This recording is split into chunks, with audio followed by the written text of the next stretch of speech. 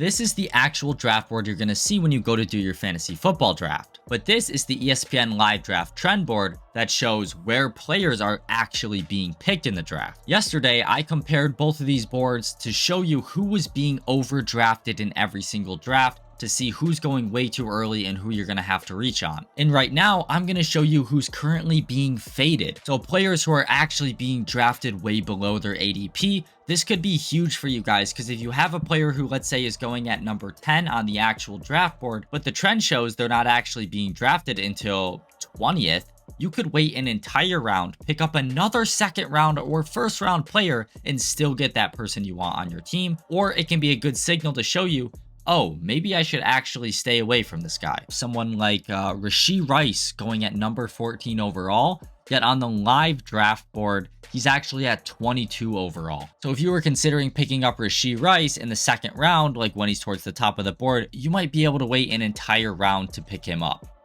Two more running backs that are also falling a lot are right here, Quinshon Judkins and Bucky Irving.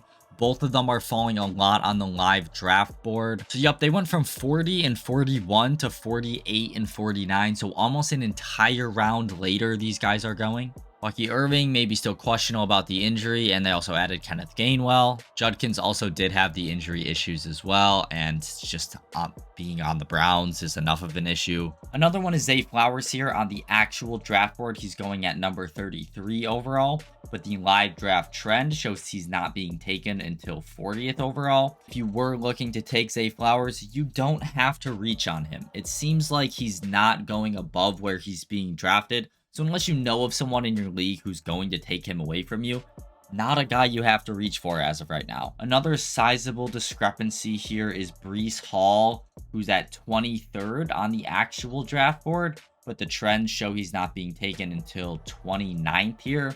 This, I think, is actually just deserved. I think 23 is too high for Breece Hall. You can see on the actual board, Breece Hall is here, and then you have a guy like Kenneth Walker going below him. So hopefully one of your league mates will draft Breece Hall and leave you with K9, but be careful, I wouldn't bank on it. But I wanted to make this video because it's important that you guys know this information when you go into your actual draft, because when all of a sudden the player who you've been drafting in the third round all of a sudden gets drafted early second and your entire draft strategy gets messed up, it can really throw you off.